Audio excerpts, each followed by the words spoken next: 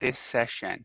And we'll see if we have to delete this going on, but this is Growing Over Winter, held in partnership with Franklinton Farms. And Franklinton Farms has been an outstanding partner. We work within the Buckeye ISA program, and the Buckeye ISA program is a program where we have education to teach families with children 8 years and under in Franklin County how to grow their own food. But all of the programming is free and open to anyone in Franklin County because we want everybody to be able to grow their own food. And so we are experiencing a tremendous drive and resurgence in folks that want to provide for their own personal and family food security, right? Whether you're going veg, whether you're going poultry, you're doing all of those things, because growing outside is a wonderful activity that provides for health and wellness, yet maintains your social distance, get you out there and keeps your healthiness. So what do you have growing right now? I actually have a poll question, and I'm going to throw that poll question out there right now. And in fact, I embedded a whole bunch of questions in there. So for all of the brave souls that managed to stay through the Zoom bomb, take a look at this and tell me what you think. We have several questions here. What are you currently growing? That's a multiple choice. And then what is your garden type? What do you grow in? That's also a multiple choice, because I'll be honest, I'm a community gardener and I'm a container gardener. My backyard is deep shade under walnuts, maples, and hackberries, so I don't really get to grow in what I would do for my preferred growing, which would be to have a big, huge, sunny backyard. So I want everybody to chime in that, because I really like to learn about how you guys are growing, because that guides my programming. And then question number 3 at the end is, tell me what your favorite class was, because when we pivoted and we started doing COVID things and we started putting all of our stuff online, I did like I normally do, which is I start with a seasonal programming that goes through the entire growing season, right? Spring, summer, fall, winter. But I want to make sure that I am putting programming out that you guys enjoy. So I'm going to leave that up, because we still have multiple folks that are answering. But what do you have growing right now? So right now in my garden, I was very worried, because on Friday we were supposed to have a crushing cold that came through, and my garden, my predominant garden, is a community garden at the bottom of the base of a hill. It is a frost pocket. All of that cold air rolls downhill, and you know, if it says it's going to be 38 at my house, it's going to be 31 down at the bottom of that garden. So I went down last week and picked hard on my tender summer plantings, right? My tomatoes, my eggplant, my green beans, my zucchini, my cucumbers, my peppers, my things that I wanted to make sure I got that off of. And I got a huge harvest, and my fridge is groaning with it. But I didn't take everything, because we were close. We were really on the edge. And what happened is maybe we had a nip of frost, but now if you look at the weather predictions going forward, the short term and the medium term and even the long term are pleasant for growing. We have 38 degrees plus weather over the evenings. Most of the predictions are showing 45 degrees, and we have 65 to 70 where I'm at. So if you have your garden still in production, if you still have some of them summer veg, you are getting production for the next 2 or 3 weeks. The climate models that I've seen are not showing us an early freeze, they're showing us a delayed freeze. And in fact, the NOAA Weather Radar continued to predict warmer temperatures all the way through December. And boy, would I not be happy to be having lettuce for Christmas dinner. So I'm going to let the poll sit up for another minute, but right now, my garden, I am in heavy production at my community garden, and I am in heavy production at my container garden, and hopefully you guys are doing the same. I don't have very much going inside other than a little bit of lettuce and bok choy. I have none of my cover crops in the ground right now. But let's talk about Ohio as a 4-season growing environment, and I have talked about this in lots and lots of classes. We can grow with season extension all 12 months of the year. So let's end the polling and let's share the results so you guys can see how all of your friends and family are growing. What are we doing? Most everybody has a ton of veg still going, and number 2 on the list is lots of ornamentals and flowers. That's great. You lucky ducks, your garden type, 93% of you is backyard. I don't have a drop of sun in my backyard, not a drop whatsoever. We got some community gardeners, we got a nice amount of urban farmers, and we have some container gardeners. And then I am so happy that we have a gardener that has not started growing yet, but we are going to make sure to make you our priority, that we are going to add you as a gardener so that next year you are growing some production. And then favorite class, let's take a look here. What to plant now for fall, growing over winter, our tide going forward. And you guys, all right, I will use that data, and I greatly appreciate that data. That is useful for me to guide my programming. I will make sure that my 2021 has what you need to make your gardens thrive. So the key to keeping things alive in cold weather is a low tunnel. That is a season extension method where you provide a level of frost protection and scavenge some heat so that the plantings that you have underneath this low tunnel can grow a little bit longer than they would if they were not protected. Now in this picture you can see that I have a PVC hoop that's grown over a raised bed that has some row cover. And this might be plastic, it might be row cover, it might be a combination of both. That row cover comes in different weights, that plastic comes in different weights. You can use both. I recommend that you are guided by what you plant, and you're guided by where your microclimate is, and you're guided by what your production system is as what you would use. So if you want to really do some deep season extension and grow something that is tender, you're going to throw all of these various tools in the toolbox into this planting method, right?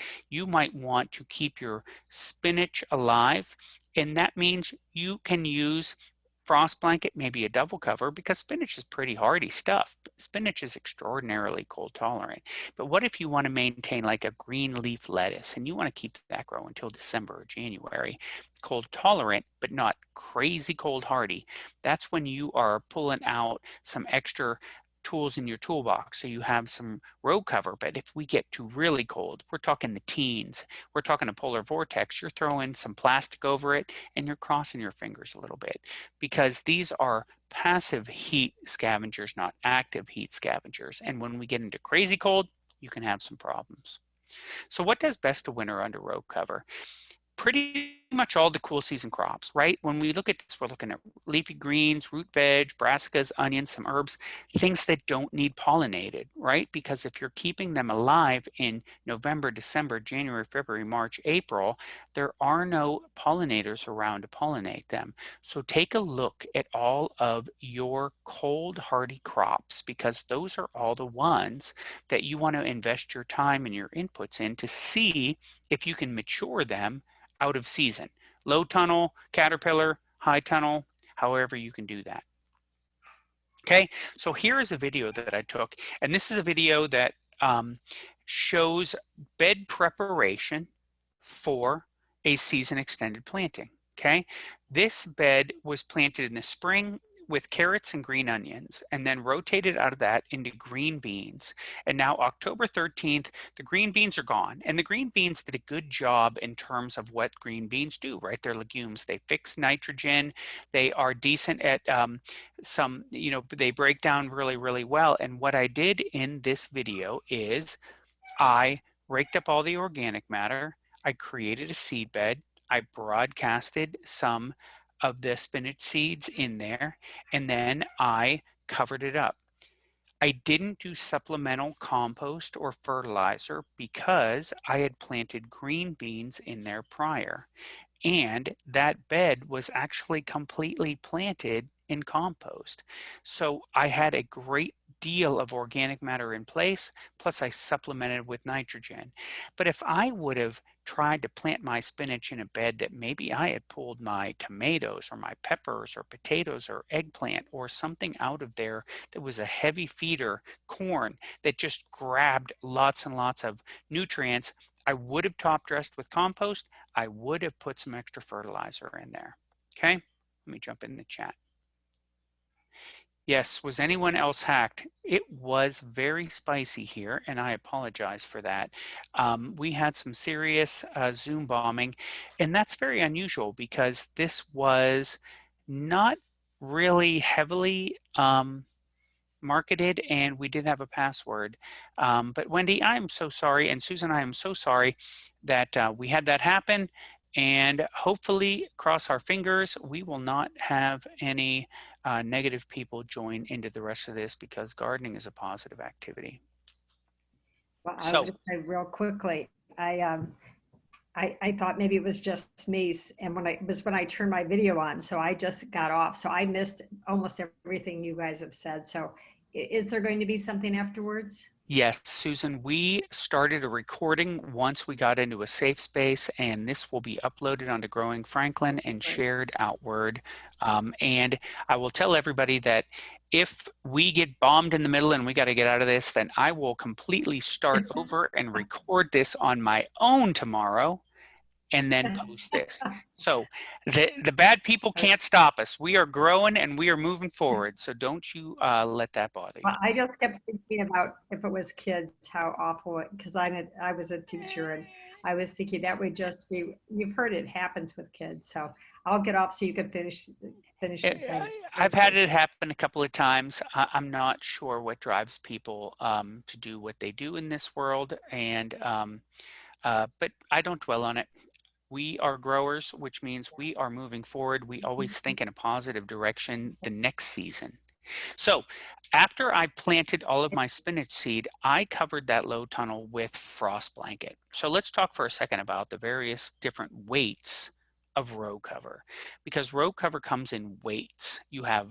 A you have a lightweight, you have middleweight, and then you have frost blanket. And the differences in them are the lighter the weight, the less frost protection you get, but the more permeable they are to light and to water. The heavier the weight, the more frost protection you get, but the less permeable they are to light and to water, right? So if you wanted to use a lightweight fabric, which is very commonly used, you're going to get a couple of degrees of frost protection. It's a great insect barrier, but this is not what I would use for heavy overwintered planting. But for a frost blanket, which is thick, it's literally a blanket, it provides lots of degrees, 4 to 8 degrees of frost protection, as well as while it allows that sunlight to permeate it, it doesn't allow a lot, not nearly as much, enough for the plants to grow. But keep in mind that those are the trade-offs that you have, pros and cons. But when I'm overwintering something, I want frost protection because cold will kill it. Decreased sunlight will just slow the growth, but I'm okay with that because it's a growth that is slowed in a natural way because we already have decreased amount of light intensity simply because of the season, right? The sun has decreased much lower on the horizon. Now, I will tell you that you don't necessarily need to cover with row cover instantaneously when you plant. In fact, the reason that I covered this bed right after I planted, and this was in October, wasn't because it was super cold. It's because if I didn't cover it, I would have animals tromping through it, digging up this dirt, burying it, or eating the seeds. So I use this frost blanket actually as nuisance wildlife or predator control. Okay, so spinach is a finicky germinator on its best day.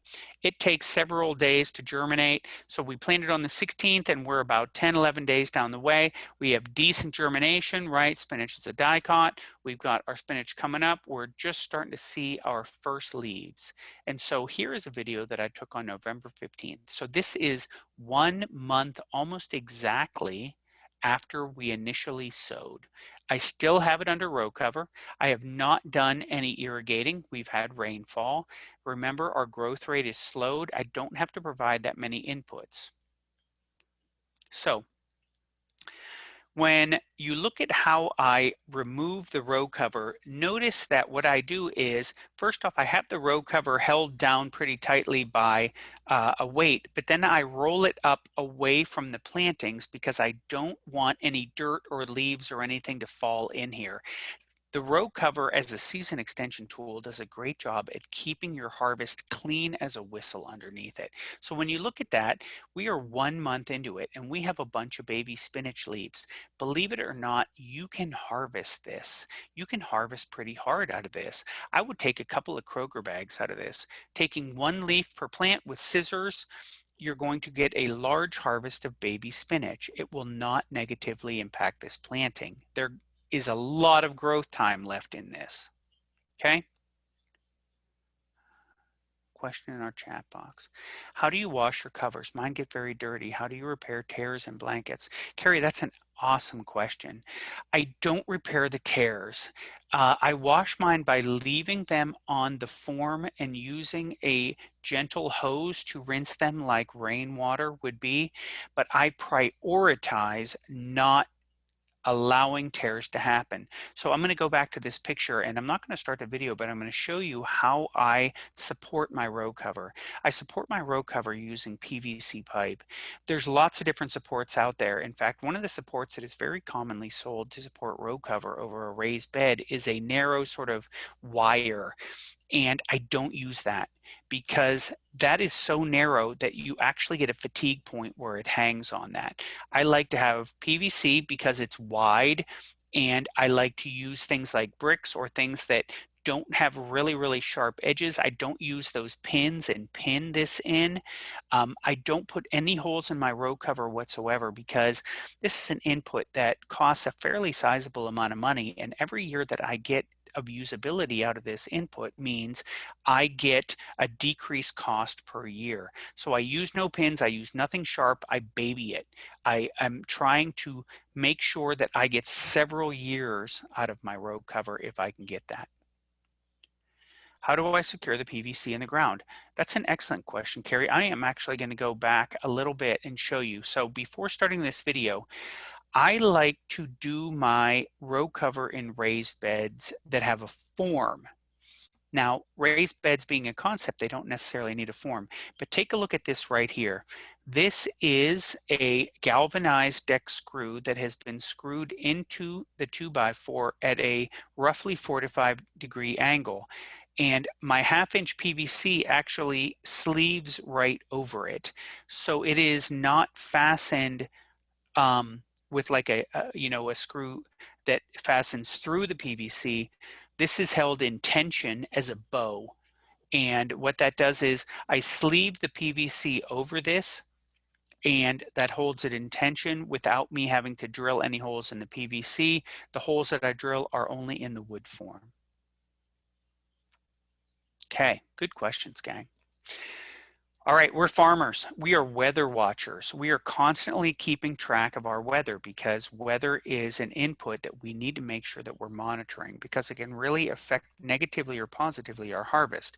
So remember, when we looked at this right here, we are looking at November 15th. That weather's pleasant. You guys know Ohio. We can change on a dime. December 7th, not a bad day, right? 53 degrees, 27 at night. I'm not worried about it.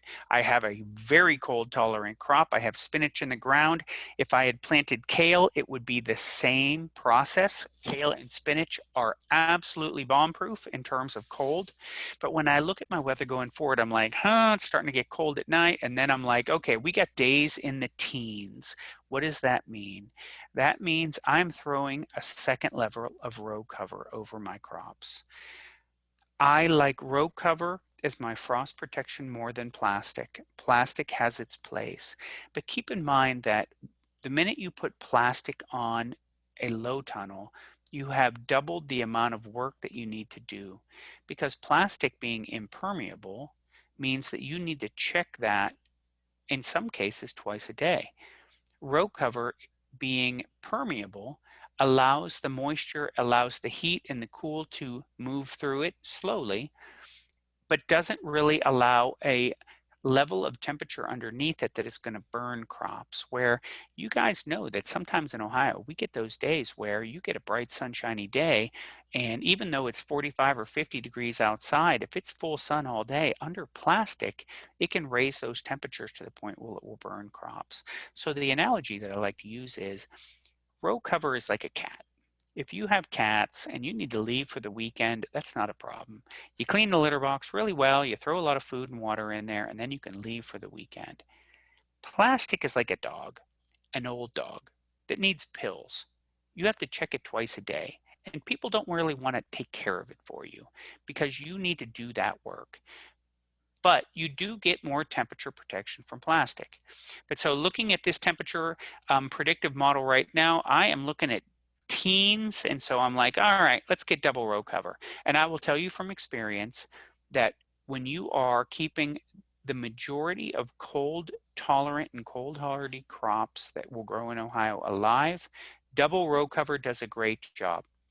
A polar vortex is going to kill your lettuce, it's going to kill your arugula, but your spinach and your kale will make it through underneath this because I've done it for the last 20 years, no problem. Okay, so boom. This was about 3 years ago I did this project, and this was in Hocking County. And if you guys remember back then, we had a brutally cold holiday season. We had ice, we had polar vortex, we had snow. The one that I worry about is ice. The one that I don't is snow. Snow is absolutely wonderful for high tunnels, low tunnels, things like that, because snow is an insulating blanket. It covers it. It's lightweight. It's not pushing down on it. It provides an insulation layer, almost like an igloo. And when it melts, it drip irrigates right into that. But I want you guys to all take a look at this date, January 16th. Okay, January 16th. Welcome to Ohio. This is January 22nd. 6 days later, I shot this video. Okay? I'm in my shirt sleeves. It's mid-50s 6 days later. Roll the fabric away from the plants so you don't drop dirt on the plants. You get these tiny windows of time when you're growing under low tunnels that you actually get to break the microclimate. I would never break the microclimate when I was looking like this. Everything would die under there. But when you get a nice batch of weather where you can break that microclimate and you can get under there and you get a harvest, we always seem to have that 50, 52, 53-degree day where you can get under there. You want to time your harvest around noon, lunchtime, because by that point we have maximized our temperature during the day. Get in there with some scissors. I would harvest hard. I would take almost 50% of this out because we're going to get a lot of growth. And then I would recover and let time reestablish that microclimate. And a couple things I want to point out to you guys. Remember early on when I said that before I planted the spinach, I actually had green beans, and before the green beans I had carrots and I had green onions. So here's a carrot and here's a green onion, and those unsprouted seeds sprouted in the seed bed I created for the spinach, and they persisted under that row cover. So there's a lot of cool season tolerant crops that you can plant that if you just provide them a little bit of protection, they're going to do okay. And the reason you want to harvest hard on it is once we get really into spring, this is going to just absolutely flush out with big leaves and go to seed. But I will tell you this, if you have never overwintered spinach, if you have never had the pleasure of harvesting really large spinach leaves early in the spring, you are missing out. Because the reason that spinach overwinters as well as it does and does so awesomely is these cold tolerant plants like spinach and some of the brassicas like kale and even lettuces and bok choys and things like that, the reason that they do really well over winter is they're able to adjust the components of their vascular fluid, their sap. And what they do is they increase the sugar content of it. It's almost like an antifreeze. But what you get is you get a very sweet tasting, large volume, crunchy, delicious harvest of large spinach leaves. And this is my favorite kind of spinach to eat. Okay. You're saying to yourself, Tim, that's great. I grow in my containers. I saw your data from our poll question. A sizable number of you grow in containers. I love my container garden. I'm a container gardener. Yes, you can do this in containers. I did this last year. This is my container that I planted. I planted this and then I covered it with frost blanket. And then when it got bigger, I covered it with a higher level of it. Key point, you see that this is stretched taut over the container like a drum. You do not want your row cover touching your plants, because wherever this fabric touches the leaves, that is a transfer of your temperature, right? That breaks the microclimate. This is only stretched taut because I planted in this container, actually the soil was about 6 inches below this. If this soil was at the edge all the way planted, I would have created a form and I would have created sort of a dome underneath that. So takeaway point is, when you cover your plants, like I did in the past with my row cover, right? I have a bow over it. You want to make sure that you have at least that sort of 6, 8, 10, 12, 16 inches above your plantings where you have your row cover or your plastic, so that you have a space for heat buildup so you can create that microclimate where the leaves do not touch the row cover. But yes, you can do this in your containers. I've done it, and in fact, I'm going to double my production this year in containers. So what else can you do in the winter? I highly recommend that you kind of try to cross some of your chores off now that you would otherwise do outside. Okay, so keep your ground planted. Cover crops are a wonderful thing to do. If you can get some cover crops in, basically you are building soil health. Clean your seed starting area. I will say that I do not bring any plants in and put them under my lights that I use for seed starting. And the reason is plants that I bring from outside bring outside pests and diseases. I don't want things like spider mites and whiteflies and thrips coming in. So I don't generally bring plants in and put them indoors that way. But what I do is I evaluate all the data that I've collected over the last several months, all the pictures that I took. Remember when we talked about our garden planning, and we said, take pictures all the time in your garden. Your phone is going to take a picture, it's going to date stamp it, it's going to put it into a folder, and it's going to do the work of your brain for you in keeping track of what worked and what didn't. And then grow stuff. Let's talk about some growing stuff. We always talk about how each season is the planning time for the next season. So when we talk about growing over winter, how is that going to affect our spring 2008 plans? It's going to affect it tremendously, because I am champing at the bit in the middle of winter to get a bunch of stuff in the ground so that I can plant next year. All right, I jumped into chat. Gina says rebar works too. Yes, it does. Drive your rebar into the ground at a 45-degree angle. You don't need a form, and then you can sleeve your PVC right on top of that. And then Susan says, I have a Vegepod on a rolling waist high container. Would it be too cold with air around it? How about waist high? Susan, maybe. I will say that, you know, when you're driving across a bridge and it says bridge freezes before road, and the reason is because air can get underneath the bridge. So if you have one of those raised beds, like a veg truck or a veg pod, you might find that that will freeze a little bit closer to the freeze date, as opposed to an in-ground wood, just simply because of the thermal mass. But I would still plant it, and I would still take risks and see what you can get out of it and use your season extension, because like I like to say, seeds are cheap, vegetables cost money. Okay, so one of the things that I'm doing in my winter garden is I'm planning for my spring garden, and I will keep a very, very close track on our future predictions for our weather.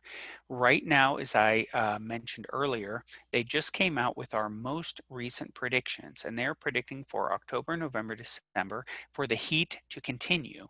But we are in a La Nina weather phenomenon, and what that generally means is average temperatures, but lots of moisture. And what they're predicting right now for spring is cool and wet.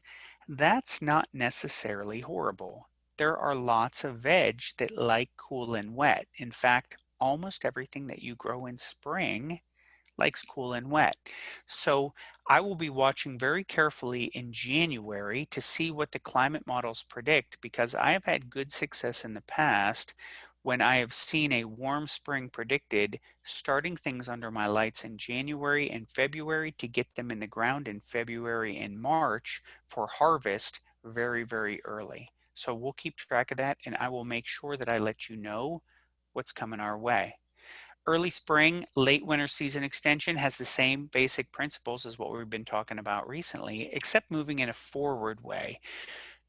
You're using very similar crops, right? You want all the cool weather crops that don't need pollinators because they won't have any pollinators that will be there to work on them. But that's very common for cool season crops, right? Lettuce, arugula, spinach, green onions, carrots, bok choy, none of those need a pollinator. In fact, if they send up a seed head and they go to flower, you're too late for a great harvest. So when do you plant? Boy, it's very difficult to predict, but we keep track of our models. We watch and we take a little bit of risks. We want to make sure that we are looking closely not only at our air temperatures in the predictive models, but we want to make sure that we're looking very carefully at our soil temperatures, right? Because plants and seeds live in the soil. What I like to do is I use my predictive models and then I see if I can modify anything. Meaning, can I increase my soil temperatures? What if I took this low tunnel and I wanted to increase the temperature on it in February? That might be a great time for me to actually stretch some plastic on it and just build up the heat inside it, even though there might not be anything in there. Because if I can get the soil temperature under this low tunnel up to maybe 45 or 50 degrees in February, scavenging the heat from the sun, I can grow some plants under my lights in January that I might be able to stick underneath that. If I try to just start from scratch and then put them in there and then throw row cover over them, if my soil temps are 35, 36 degrees, I might get too much transplant shock and these plants might not do as well as I'd like. But if I pre-warm that soil, then I might find that I get some success. Okay, so what about growing at home? Growing in your own space. I love to grow, okay? I grow 12 months out of the year. I like to grow indoors in my own space. Now, this is something that might impact the budget negatively, but if you have the ability to do this, there are numerous ways for you to grow indoors using LED lighting and aeroponics or hydroponics.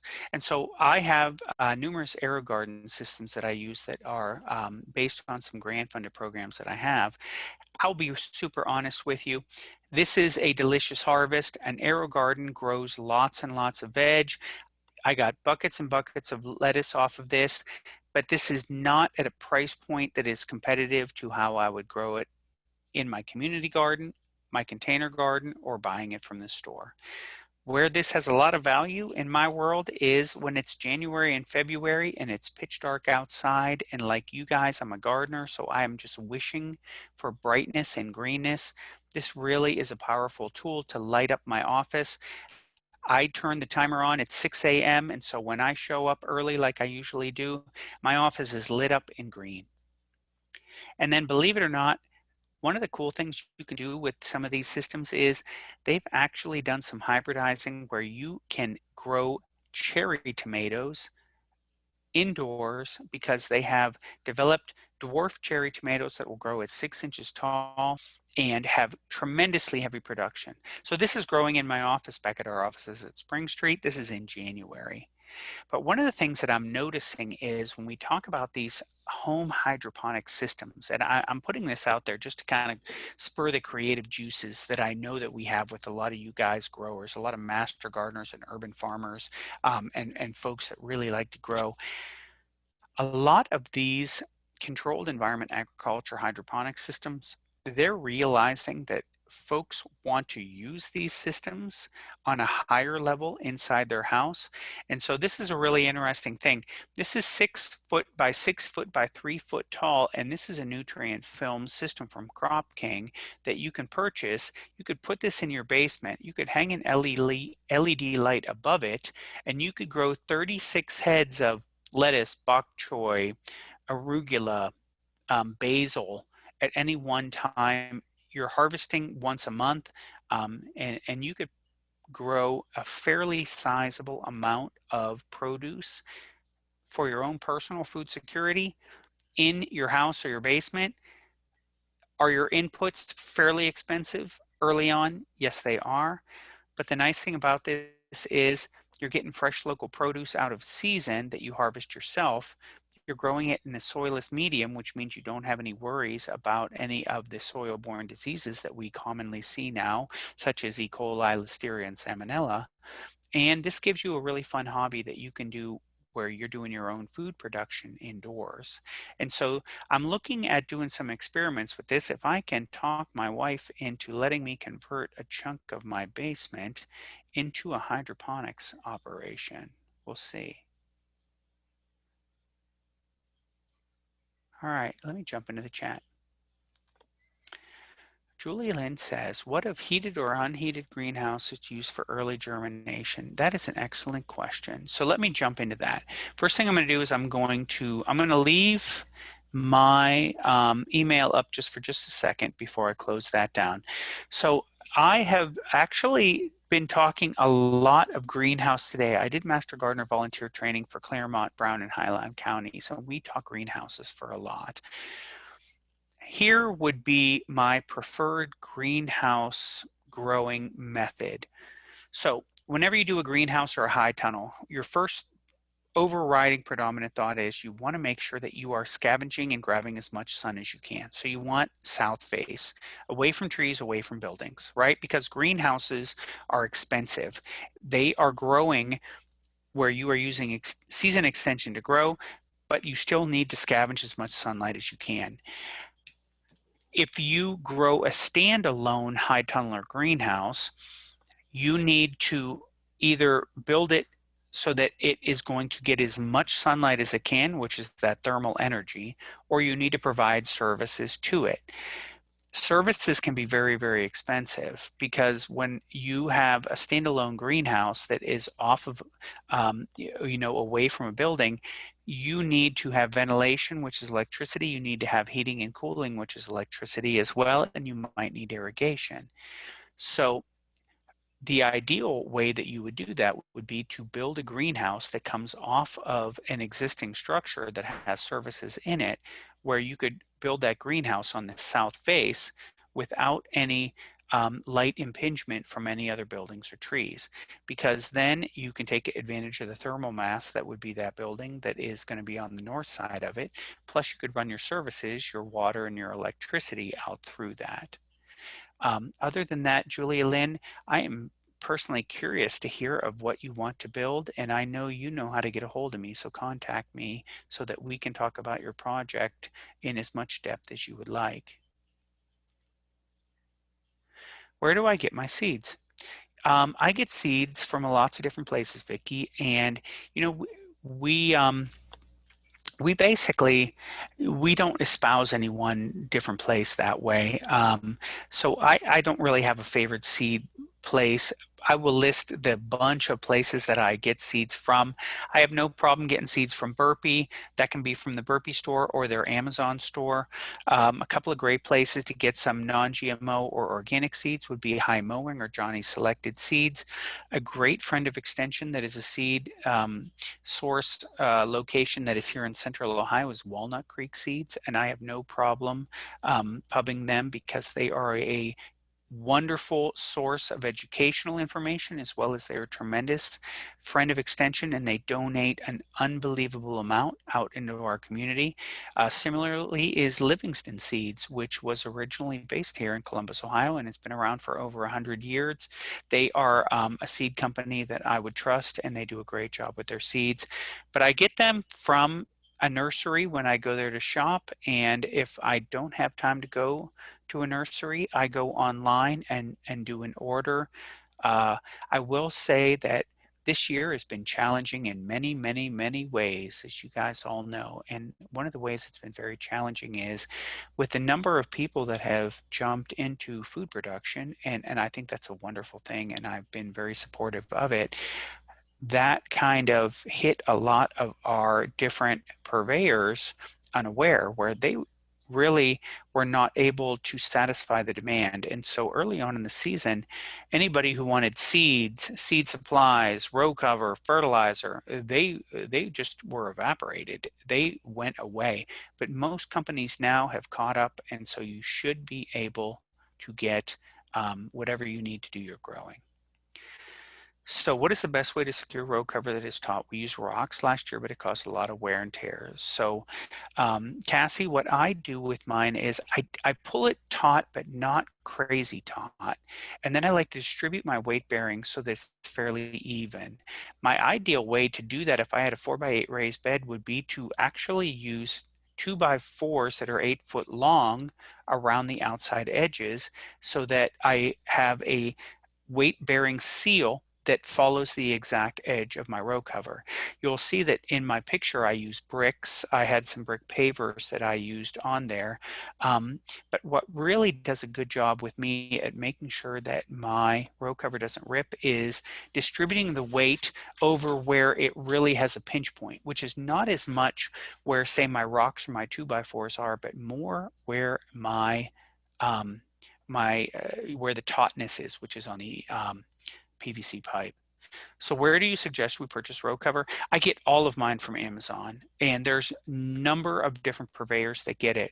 And what I like to do personally in order to keep my costs as a unit cost low is I'll buy it in bulk, where you can get a, say, 7 or 8 foot or 10 foot wide row cover, and then you can get it in a 100-foot roll, and then I cut it to fit, and then I baby it, crazy baby it as much as I can, because once you get a rip in it, it's difficult to repair that. So I buy it in bulk. That brings its sort of cost benefit analysis unit cost down, and then I make sure I use nothing sharp around it as best as I can, because I don't want any rips in it, because once you get a rip in it, boy, that just decreases its shelf life tremendously.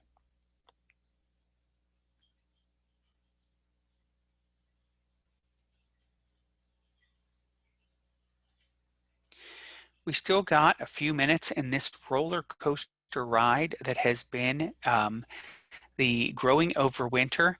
First off, I want to thank everybody that stuck through us in terms of our initial challenges that we had with some bad actors that tried to derail this. And I want to thank everybody that stuck with us for this. And I want to apologize for anyone that had to endure what we had to endure in our first few minutes, because that's not what you sign up for when you want to learn how to grow spinach over winter. That's not what I initially had on my agenda for opening up.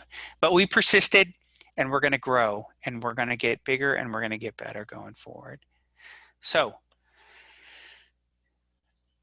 Chloe, do you have any closing remarks where you would like to let everybody know about what's going on over at Franklinton Farms? Yeah, sure.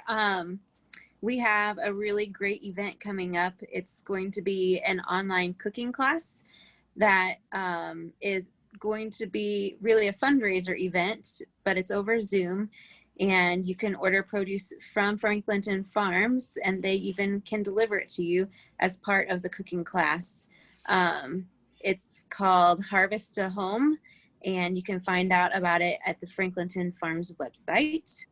And yeah, it's Franklinton Farms is at Worthington Farmers Market, and also online farmers market on our website, and there's a farmers market on Saturdays on the corner of Hawks and Town from 10 to 1 that everybody's welcome to come to. Thanks, Chloe. I will say Franklinton Farms is a shining star in the local food movement here in Central Ohio, and they are the standard of how to grow in multiple ways, not only in production methods, but in their social media and their marketing and the way they integrate into their neighborhood and they're integrated in their community. And I love working with them. We got one last question before we let everybody go. It's 8 o'clock. Carrie asked, do you mulch around winter crops before covering with blankets? And Carrie, I would, depending on the crop. Like I would definitely mulch if I had some carrots or some leeks or some green onions, things like that that I wanted to keep alive, because while they are very cold tolerant, they're not as bomb-proof cold hardy as say a spinach or a kale, and I don't want that frost heaving. So a little bit of straw, a little bit of hay around those doesn't hurt. Actually does a good job. Same with say a lettuce or arugula for the very same reason. So this has been recorded and it will be posted, and I will put this on Growing Franklin so that you can all reply to it, and I will send emails out to anybody that got scared away early on in there, and I don't blame them for that. And just everybody keep growing. We have great amount of time left in our season. I've been pleasantly surprised that once we get past that initial scare that we had for frost on Friday, we're looking at a 3 or 4 week of decent temperatures, and so you should be able to get a good harvest. But other than that, everybody have a wonderful evening. And if you need to get a hold of me, feel free to send me an email. And other than that, we will see you later, and make sure that you guys stay safe and socially distance, but keep growing your veg. Thanks. Thank you, Tim. Bye-bye. Thanks. Thanks a lot. Thank